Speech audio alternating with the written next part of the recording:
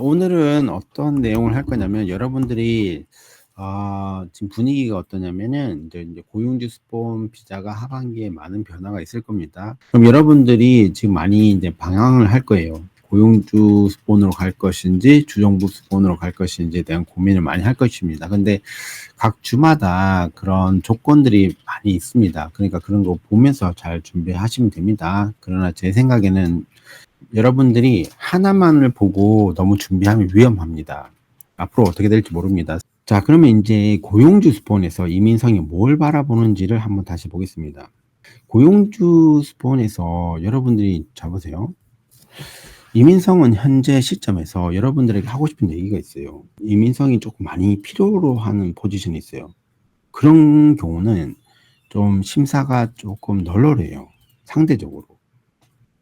어떤 부분이냐면 지금 현재 호주 정부에서 필요한 직업군들은 헬스, 교육, 컨스트럭션 그 정도가 좀 메인이거든요. 그러면 그 직업군들은 서류가 좀 미비해도 그냥 통과시켜주는 경향이 많아요.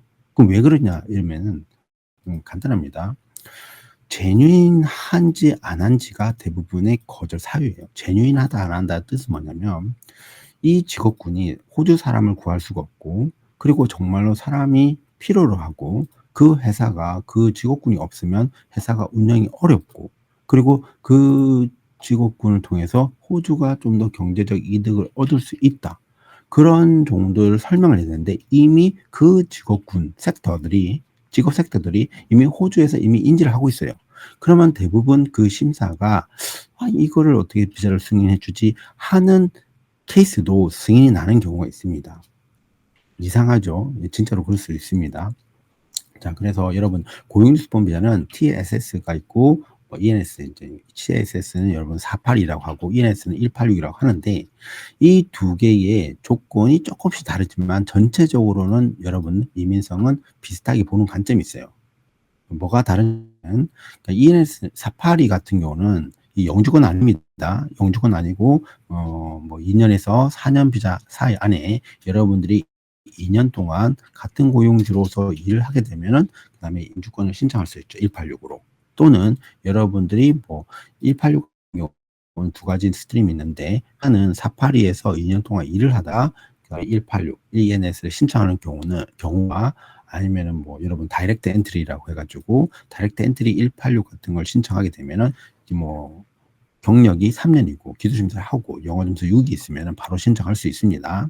자, 그런데 일반적으로 여러분 TRT를 해가지고 기본 482 비자에서 186을 넘어올 경우는 조금 플렉시빌리티가 높아요. 이유가 뭐냐면 제뉴니스를 그 TRT ENS는 잘 보지 않습니다. 제뉴니스란 뭐냐면 이 사람이 반드시 필요한가를 이미 482 비자에서 증명을 했기 때문에 이 부분을 조금 덜 봐요. 그래서 일반적으로 482 노미네이션 승인을 같이 연속적으로 땡겨서 봅니다. 그러면 그 다이렉트 엔트리 ENS와 TRT ENS는 TRT 같은 경우는 뭐만 추가적으로 더 보냐면은 이 회사가 재정적으로 이 사람을 고용할 수 있는지, 그리고 이 사람이 계속적으로 그 일을 같은 일을 하고 있는지, 하는 일이 자기 직업군과 맞는지, 이런 조건들을 많이 봐요. 알겠습니까? 자, 그런데 지금 현재 여러분이 이민생 고민을 하고 있는 게 뭔지 아십니까? 바로 이 482 비자를 컨트롤을 할 수 있느냐 없느냐에도 문제가 생겼습니다. 왜냐하면 여러분들이 지금 비자를 접수하는 게 인생이 하고자 하는 게 뭐냐면 학생 비자 수도 컨트롤 지금 사실 못합니다. 이유가 뭐냐면 여러분들이 신청하면 다 신청할 수 있거든요. 학생 비자는. 그래서 컨트롤할 수 있는 방법이 COE 발행을 제한시키게 되는데 그걸 제한시킬 수가 없어요. 그러니까 법안을 변경해서 제한을 걸으려고 하는 거, 숫자 제한을. 자, 근데 482도 똑같은 문제가 생깁니다. 여러분이 주정부 같은 경우는 인비를 받아야 신청할 수 있잖아요. 그러니까 초초장을 받아야 신청할 수 있는 거고, 근데 482나 186 같은 거는 고용주가 허락을 하면 신청할 수가 있어요. 그러니까 이것도 아웃 오브 컨트롤이죠. 그러니까 지금 이민성은 482를 들어오면 ENS 넘어갈 가능성이 너무 높기 때문에 자기들이 지금 집중적으로 한 게 뭐냐면 바로 482 비자의 심사를 강화하고 있습니다. 여러분들은 잘 못 느끼시겠지만 매일매일 느끼고 있습니다. 전에 같은 경우는 이 사파리가 코로나 때는 거의 그냥 파스였습니다. 왜냐면 코로나 때 당연히 사람이 없으니까요. 그런데 지금 뭐 4월 달, 5월 달, 6월 달, 7월 달, 8월 달 가면서 점진적으로 보는 관점이 변화하고 있어요. 첫 번째 이 이민성에서 뭘 보냐면은 어 지금 현재 정말 호주 사람을 못 구했습니까라는 질문을 던져요. 왜냐하면은 이 스폰 비자 자체가 컨셉이 뭐냐면은 호주에서 인력을 구인하지 못했기 때문에 여러분들이 또 외국인들에게 비자를 주고 그 사람을 계속 일을 시키는 컨셉이거든요. 그러니까 그거를 증명하지 못하면 안 됩니다. 그래서 여러분이 구직 활동, 구인 활동을 하신 증거를 제출이 의무가 아닌 경우도 있습니다. 국가마다 달라요.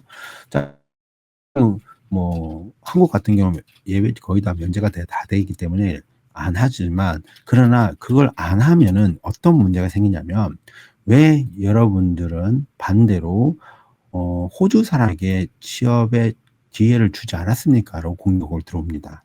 따라서 여러분들이 그냥 왜 이 사람이 난 필요해서 이 사람을 고용하는데, 컨셉은 그렇죠. 사파리 비자식 여러분 들어갈 때는 어떠면 이 사람이 너무 일 잘하니까 이 사람 뽑아서 일을 시키고 싶죠. 그런데 법적으로는 뭐냐면 여러분들이 호주 사람에게도 그 인터뷰할 기회를 줘야 됩니다.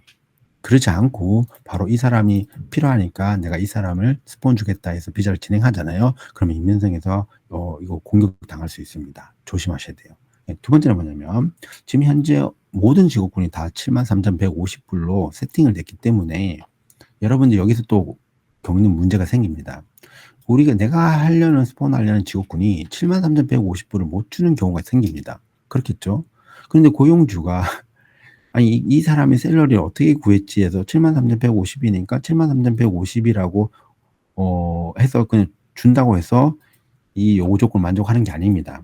이걸 AMSI라고 하는데 반드시 호주 사람이 73,150불로 이 포지션을 받는다는 증거를 제출해야 됩니다. 근데 어떤 문제가 생기느냐? 이거 못 찾아요. 그 포지션으로 73,150불로 일을 하는 호주 사람이 없을 수도 있습니다.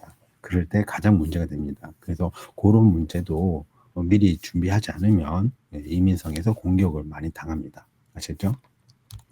그 다음에 이민성이 지금 현재 그 지원자가 그 포지션으로 일을 하고 있는지 일을 하고 있지 않는지도 관심이 있지만 직업군마다 제한 조건을 많이 걸어뒀어요. 특히 여러분들이 요식업에서 일을 하시는 분들 꽤 많습니다. 그래서 지금 제가 봤을 때는 저번 주인가 스시베이라고 뭐 거기 문제가 생겼잖아요. 네, 그런 어떤 이슈나 뉴스가 나오면은 이민성은 좀 더 거기 부분에 대해서 관심을 갖게 돼요. 그럼 어떻게 되냐? 호스피탈리티가 이민성에게 상당한 큰 타겟이 될 수 있습니다. 그 섹터 전체가. 왜냐면 여러분들이 뭐 사람이 필요하다 해서 고용을 해놓고 임금을 적게 주는 경우가 생기게 되기 때문입니다.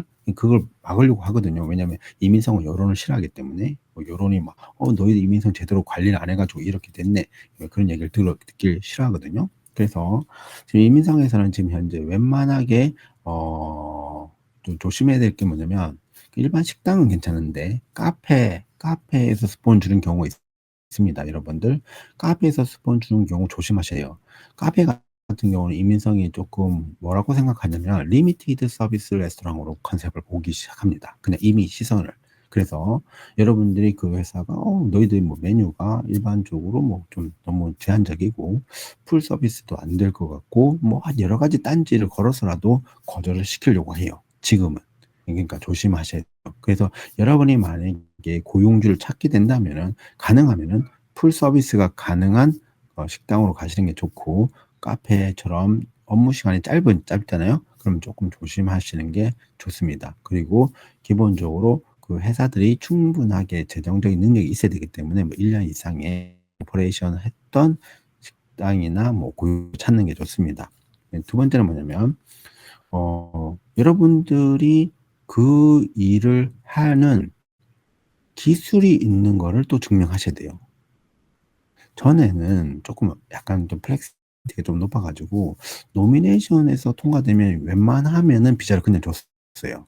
근데 지금 어떠냐면은 노미네이션에도 이 사람이 필요하고 이 사람의 기술도 맞다고 생각하는데 어떻게 하냐면 저 실제 케이스입니다. 저희 대만 학생인데 경력을 이력서를 쭉 썼어요. 관련 경력을. 그런데 전혀 고용주스폰 비자와 상관이 없는 옛날의 옛날 기록에 대해서도 퀘스천을 해요. 퀘스천을 합니다. 그렇게 해서라도 내가 너가 했던 모든 서류를 봤는데 요거 내가 고용주한테 연락해 봤는데 연락이 안 되더라. 이거에 대해서 답해 달라. 이런 식으로 공격이 들어올 수도 있습니다. 따라서 여러분들이 노미가 승인됐다 할지라도 비자 신청에서 조금 그러한 부분을 조금 주의해서 준비하실 필요가 있어요. 그래서 웬만큼 뭐 전화번호나 이메일을 쓰면은 반드시 그 사람이 컨펌해 줄 수 있는 분들로 적으셔야 됩니다. 안 그러면 좀 조심해야 돼요. 그다음에 뭐가 있냐면은 지금 노미네이션이 코로나 때 정말 빨리 진행됐어요. 뭐 하루, 일주일, 뭐든 한 달, 달보다 끝났는데 지금 6월 달까지 고용주스폼 노미네이션이 상당히 많이 들어간 것 같아요. 그래서 지금 심사가 3개월에서 6개월까지 되고 있는 것 같습니다. 따라서 여러분들이 그 시간을 조금 잘 활용하시면 조금 더 서울을 더 준비하셔가지고 잘 업데이트하면은 좀 좋은 결과가 있을 것 같아요. 그거 좀 주의하시기 바랍니다. 그리고 만약에 어떤 거 있냐면 또 여러분들이 이제 고용주가 이민성 이제 준비하고 있는 것 중에 하나가 뭐냐면 고용주가 좀 뭔 잘못을 한 게 없는가 이런 걸 체크하기도 합니다. 왜냐면은 고용주가 폐목이 신고됐거나 또는 뭐 그런 게 들어왔을 때는 어드버스 인포메이션을 해가지고 그 컨펌을 해요. 그러니까 그런 부분도 조심하셔야 되고 기존에 여러분들이 제출했던 뭐 고용 계약서에 따라서 여러분들이 연봉을 받고 있는지도 관심이 있어 합니다. 아시겠죠? 그런 부분도 좀 주의하셔서 준비하시면 좋습니다. 근데 만약에 내가 고용주가 나에게 스폰을 주고 일을 하고 있는데 지금 우리가 저번 주에 제가 408 비자 워크스테이스 비자에 대해서 얘기했던 것 같은데 파트너 비자 했나요? 하여튼 그 전에 전주에 워크저스티스 비자 같은 경우는 어떤 문제가 있냐면 만약에 여러분들이 이 세팅된 연봉이 있는데 그보다 이하로 주는 경우가 생기잖아요. 그 부분에 대해서 만약에 어떤 이민성에 연락이 왔거나 하면은 그 고용주가 스폰서의 자격을 잃게 됩니다.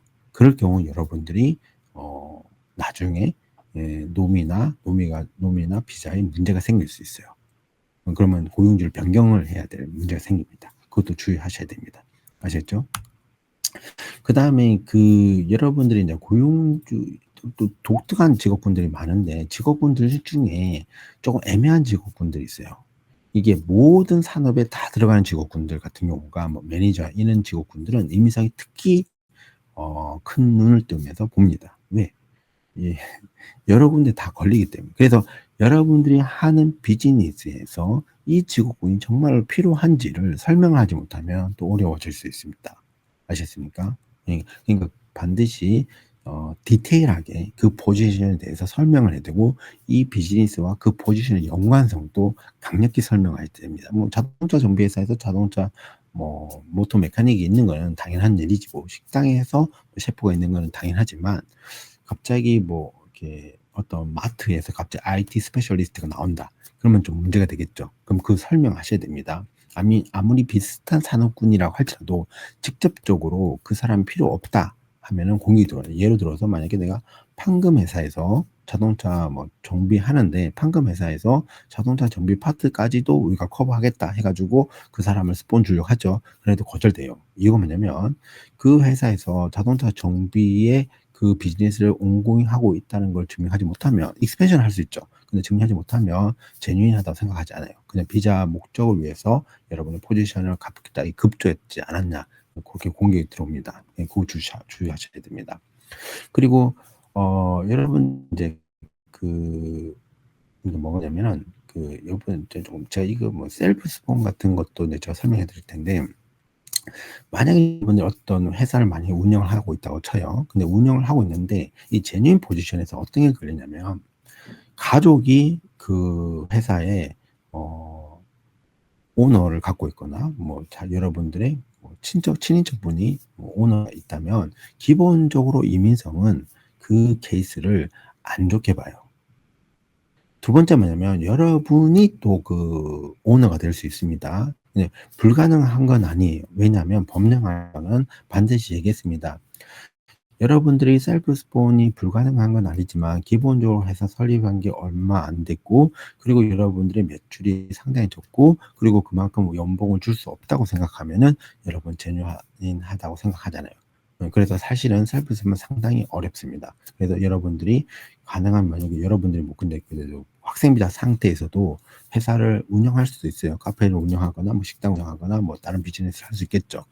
그렇다고 할지라도 여러분들이 호주 사람을 고용을 많이 하지 않았다면은 상당히 제뉴인 포지션을 설명하기 어려울 수 있습니다. 요거 쪼끔 생각하셔야 돼요. 그리고 좀 나중에 또 이거 어디까지 확장하냐면은 이민상에서는 지금 현재 뭐 공용이 들어오려고 준비하고 있는 게, 첫 번째는 뭐냐면 정말로 이 사람이 필요한가? 그러니까 그 호주 사람에게 인터뷰 기회를 줬는가?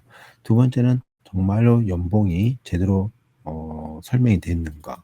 세 번째 뭐냐면 그 직업군의 제약 조건을 잘 설명했는가. 아시죠? 그리고 이 사람의 하는 일과 그 회사에서 필요한 일이 정말로 맞는 것인가. 그리고 여러분 여기서 또 확장이 어떻게 들어가냐면 호주 사람과 외국인의 비율도 봅니다. 그래서 비율이 너무 일방적으로 외국인이 너무 많다. 오너 빼고 전부 다 외국인이다. 안 되는 건 아닙니다. 실제로 저의 케이스 중에 한 명이 오너 빼고 전부 다 외국인이었어요. 그래도 나오긴 합니다. 근데 설명을 잘 하셔야 돼요. 그 다음에 또 뭐가 있냐면, 이제 이민성에서 그 다음으로 더 걸려고 하는 게, 특정 산업군이 만약에 그 감소되는 산업군 있죠. 그러니까 사람이 점점 필요 없어지는 산업군 같은 경우는 이민성에서 이제 뭐 데이터가 나옵니다. 그 어떤 무슨 뭐 잡앤스킬드 오스트레일리아에서 발표를 합니다. 이 산업군은 확장되고 있는 게 아니라 감소되고 있으면 그러면 공격을 해요. 이 산업군이 사람이 뭐 실업자가 늘어나고 있는데 왜 여기서 스폰 비자를 주려고 하느냐, 이런 식으로 공격이 들어올 수 있기 때문에 그런 점까지 미리는 또 준비해야 됩니다. 그럼 갈수록 어려워졌죠. 그래서 지금 이민성은 특별하게 법령을 지금 현재 리뷰를 하고 있거든요. 스폰 비자에 대해서. 그런 지금 있는 다양한 그 법령을 통해서도 공격이 충분히 들어올 수 있습니다. 그 사파리가 들어오면 영주국 가는 거는 쉬워질 수 있지만 사파리 들어오는 걸 어렵게 만들려고 하고 있어요. 그 주의하셔야 됩니다.